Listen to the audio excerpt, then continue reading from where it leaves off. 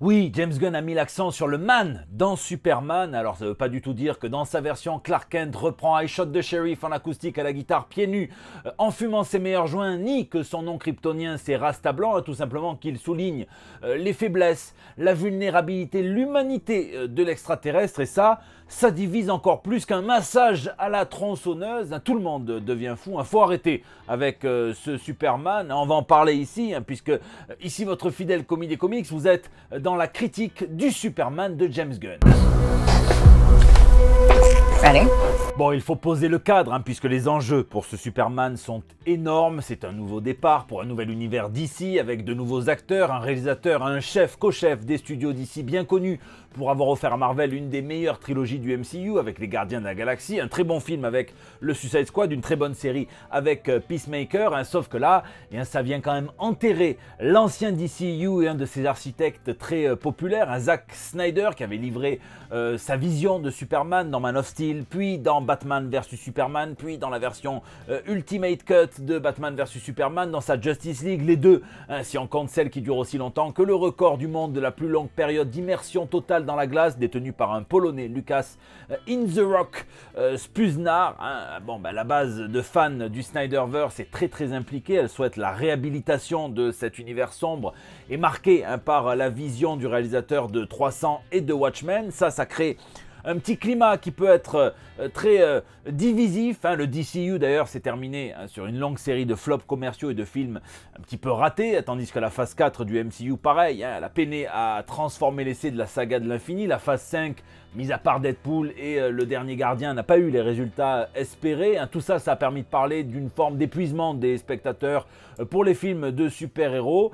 Et il semblerait que c'est à Superman d'avoir le slip assez bien rempli pour venir sauver l'industrie du cinéma tout entière. D'ailleurs, il y a d'autant plus d'enjeux que c'est un clash des titans qui se joue, puisque sort d'un côté le Superman, puis quelques semaines après, les 4 Fantastiques chez Marvel. Un combat d'ailleurs qu'on va embrasser avec mes potos, les bijoutiers, les artisans, les forgerons légendaires de Nous Sommes des Héros, puisqu'on va faire, alors c'est du teasing, c'est des prototypes. On fait 2 bracelets pour que vous puissiez vous affronter tous sur Superman, sur les 4 Fantastiques. Ça sortira à la fin du mois, mais je vous en reparlerai. Et puis bon, il faut quand même rappeler qu'on ne parle pas simplement d'un super-héros quelconque, on parle du super-héros, celui avec lequel le genre a été inventé en 1938 par Jerry Siegel et Joe Shuster, qui permettent de définir le genre. Un super-héros depuis 87 ans, c'est 3 choses. C'est des capacités extraordinaires, les super-pouvoirs, c'est une identité secrète, le costume plus l'alter ego, et c'est une mission pro-social qui est défini dans l'Action Comics numéro 1 ainsi: un Superman champion des opprimés, une merveille physique qui a juré de vouer son existence à venir en aide à ceux qui en ont besoin. Un Superman, il existait bien avant qu'on invente le terme Social Justice Warrior, bien avant que ce terme, peut-être un petit peu trop récupérable par ceux qu'on accuse de l'être, ne devienne ce truc flou qu'on appelle woke. Superman n'a attendu personne pour être engagé politiquement, pour être profondément d'ailleurs politique. Il est né comme ça, ça peut ne pas vous plaire, vous avez plein d'autres choses à regarder, vous pouvez prendre au premier degré Le Protecteur dans la série The Boy, vous pouvez regarder American History X, on va l'en couper juste avant la fin du film. Bon alors, évidemment, comme tous les symboles qui parviennent à durer dans le temps, il a su se réinventer pour rester pertinent. Le monde autour de lui a évolué. Sa devise, c'était Truth, Justice and the American Way. Donc la vérité, la justice et le mode de vie à l'américaine. C'est devenu Truth, Justice and a Better Tomorrow. Et donc des lendemains meilleurs. Bon, c'est pas de sa faute si la réalité a dépassé la fiction la plus satirique, la plus caricaturale. Le concept de vérité qu'on retrouve justement dans son slogan, il s'est transformé en celui de post-vérité à l'ère des fake news. La machine médiatique qui contribue à fabriquer l'opinion favorise la polarisation des débats à l'extrême. Rivalité, c'est l'anagramme de viralité, ça rime aussi d'ailleurs. Et bien souvent, on reste chacun, vous, moi, tout le monde, dans nos niches autoréférentielles posées avec nos biais tranquillement. Alors c'est en grande partie à cause de ça justement hein, qu'on retrouve le concept un petit peu ridicule du meilleur film adapté d'un comics, hein, mais best comic book movie ever, hein, auquel James Gunn avait un petit peu cédé quand il avait parlé en ces termes, hein, plus ou moins, de The Flash, ce qui avait fait se serrer de nombreux sphincters dans le monde entier de peur, hein, tout simplement. J'avais eu très peur aussi, hein. Déjà pour obtenir un tel classement, il faudrait établir des critères précis d'évaluation pour le benchmark, hein. Il faudrait non seulement déjà avoir vu tous les films adaptés de comics, hein, mais surtout avoir lu tous les comics, et c'est là que ça devient un petit peu complexe, hein, sauf avec Sin City, qui est sûrement l'adaptation la plus fidèle d'un comic book que vous trouverez, hein, mais bon, s'il n'y avait que ce genre de prouesse technique, on se ferait aussi chier que mon beau-frère dans un repas sans alcool, donc je viens écrire cette critique dans l'espoir d'aller à l'encontre de ça, dans l'espoir d'un apaisement, d'un retour au calme, d'un appel à la raison. C'est l'appel pas du 18 juin, c'est l'appel du 16 juillet, hein, le 17 ou le 18, je sais pas quand est-ce que je posterai, on s'en branle là d'ailleurs. Ah bon, si vous avez aimé ce Superman, si vous l'avez détesté, si vous êtes ressorti comme la plupart des gens, hein, simplement en demi-molle avec la sensation d'avoir passé un bon moment, exploitable, pas exploitable, on s'en fout, j'ai quand même la solution pour vous. La solution, c'est tout simplement les comics en fait, hein, les amis, puisque depuis la première adaptation à l'écran de Superman en 1948, j'ai calculé, il y a eu environ un film Superman, en comptant les dessins animés, hein, tous les 6 ans, hein, sans compter les séries télé comme Smallville et tout ça. Alors que depuis 1938, on a eu droit à plusieurs milliers de comics sur le personnage, hein, des versions très différentes qui cohabitent par des centaines de créateurs. Contrairement au film, donc il existe forcément un Superman pour vous dans les comics, et c'est ça qui est trop bon avec les comics. Si vous voulez du Superman simple et naïf, eh bien vous prenez les premiers Superman de Siegel et de Shuster. Si vous voulez le Clark Kent qui a les yeux tout rouges, qui est dictateur, vous prenez Injustice par Tom Taylor et tout plein d'artistes. Si jamais vous voulez lire les aventures de Clark, de Lois et de leur fils John, eh bien vous prenez le Superman Lois and Clark de Dan Jurgens et de Lee Weeks. Je pourrais continuer la liste pendant 3 heures, on va parler comics d'ailleurs dans cette review, hein, mais vous l'avez compris. Revenons plutôt au film, le Superman de 2025 de James Gunn. Hein, bon, avec les Gardiens de la Galaxie, James Gunn il a voulu témoigner de son amour pour le cinéma, et avec Superman il veut témoigner de son amour pour les comics, hein. Alors c'est évident, on le sait depuis même bien avant Superman qu'il adore les comics, hein. Il l'a dit plusieurs fois en interview que là il souhaitait retranscrire le sentiment qu'il avait lorsqu'il lisait des comics Superman en grandissant. Il dit avoir appris à lire grâce à eux notamment à partir de l'âge de 3 ou 4 ans, hein, et dans ces derniers, ce qu'il lisait, il n'y avait pas forcément toujours rabâché en boucle l'histoire des origines de Superman, qu'il esquive assez habilement et très rapidement, hein, mais plutôt une sorte de sorcellerie, hein, où le héros venait interagir avec d'autres alliés héroïques, avec des membres de sa famille, avec un chien volant, avec des robots, le tout dans un monde peuplé de monstres géants, hein, et c'est ça qu'il a voulu retranscrire dans sa version. Sur ce point, c'est réussi, hein, c'est tellement peut-être réussi que comme dans les comics, ça peut paraître un petit peu bizarre, un petit peu cliché, un petit peu saturé d'action, voire un petit peu mièvre, hein, mais aussi terriblement authentique, terriblement sincère, hein. Oui, ce Superman semble tout droit sorti des comics, hein, et c'est quand même lui, ce Superman-là, qu'on peut lire dans une grande majorité de ceux-ci, et même s'il y a plusieurs versions qui vous seront toujours proposées, hein, c'est celui qu'on peut lire dans les comics de Grant Morrison, le Superman inexpérimenté de Sir Action Comics, hein, plus largement le Superman du New 52 qui est en activité seulement depuis 5 ans, hein, la grande saga spatiale, le All-Star Superman dessiné par Frank Whiteley qui dans l'art transpire dans absolument tout le film. Il y a clairement du Man of Steel de John Byrne, il y a du Tom King, c'est le scénariste qui murmure à l'oreille de James Gunn pour le futur DCU. Vous pouvez lire d'ailleurs Up in the Sky pour voir à quel point Superman est résolu à sauver absolument tous les innocents. Il y a l'esprit des comics, ça c'est clair, et on est plongé dans un univers qui est tout le temps en mouvement, qui fourmille, qui foisonne. Ok, tout est là. Bon.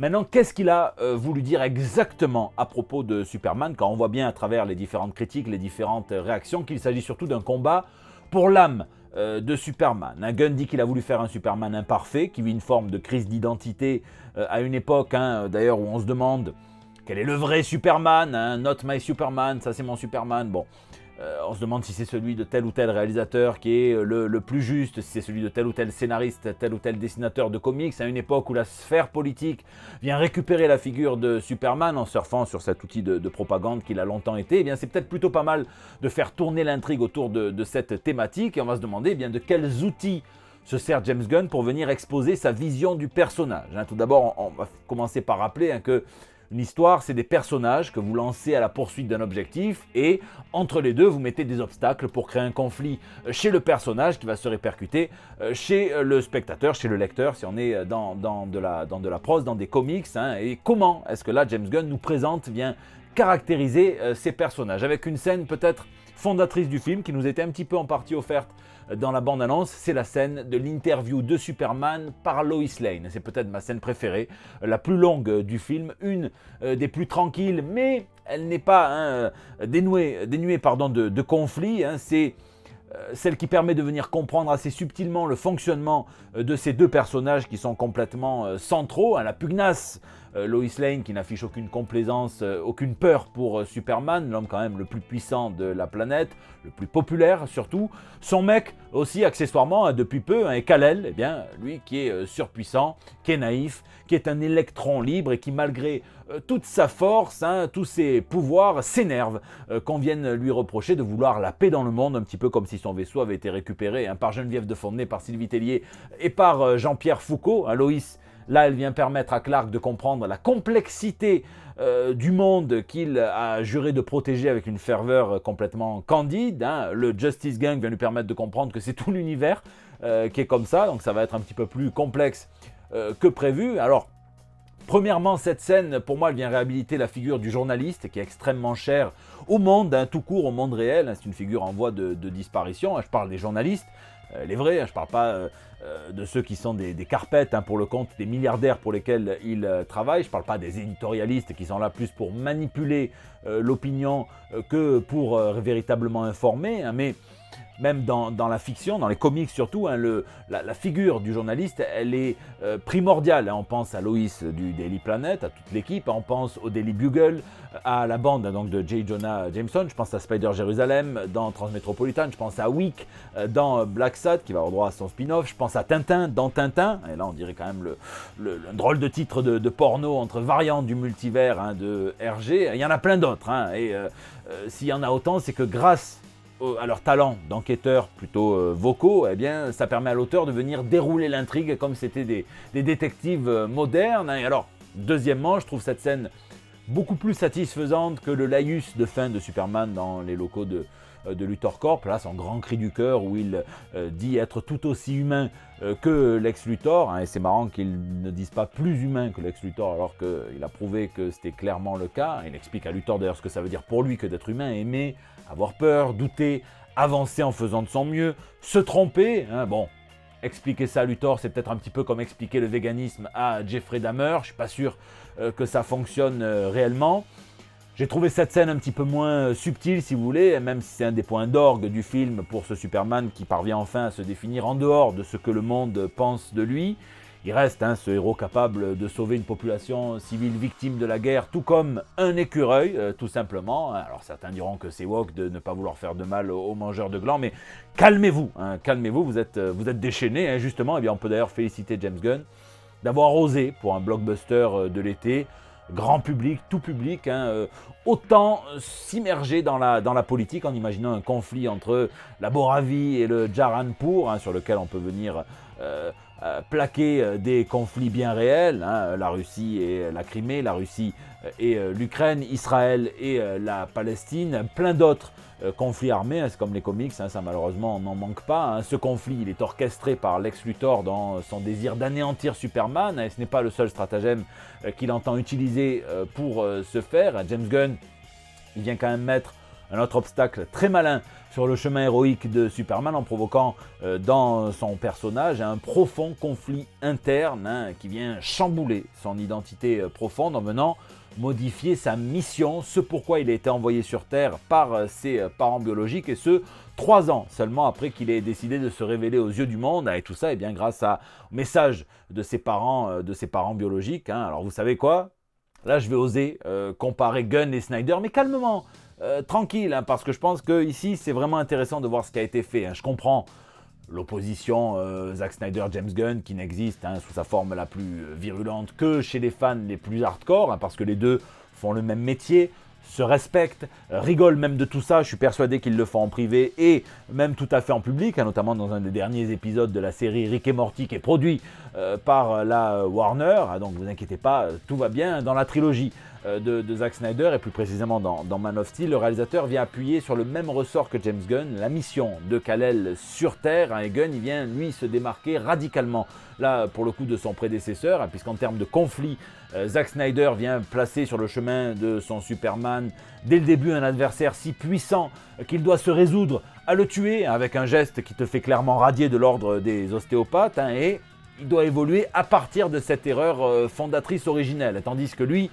James Gunn, eh bien, il déplace ceci sur le terrain de l'identité intérieure en révélant à son Superman qu'il est en fait censé régner sans pitié sur les terriens et venir tuer quiconque qui n'est pas prêt à se soumettre, alors que lui-même refuse de tuer ne serait-ce qu'un écureuil.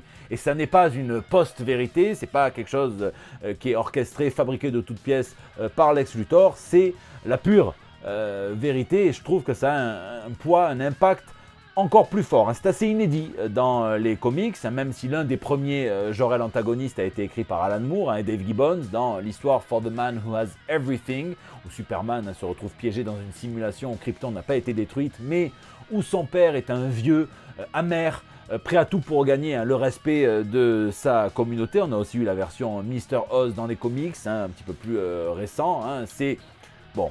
Passons, lisez si vous avez envie de le faire. Et bon, d'un côté, on a Man of Steel qui vient s'attarder longuement sur Krypton, peut-être un petit peu trop. Jor-El qui dit à son fils qu'il faut absolument sauver tout le monde, tandis que son père adoptif, Jonathan Kent, lui apprend à la dure qu'il ne peut pas sauver tout le monde à 2 reprises, quand il se sacrifie dans Man of Steel, dans une scène qui ne m'a jamais paru vraiment crédible. On n'empêche pas un ado bouillonnant de venir sauver son père à mon goût, et c'est pour ça que je préfère la version peut-être du père sur-émotif de James Gunn. Et puis alors, une deuxième fois peut-être plus intéressante, quand il apparaît comme un prophète onirique dans Batman vs Superman pour expliquer à son fils que chaque acte héroïque peut nuire à quelqu'un d'autre, quand il explique que le sauvetage de la ferme des Kent d'une inondation a en fait dévié les eaux vers la ferme des Lang qui ont perdu dans l'inondation tous leurs chevaux.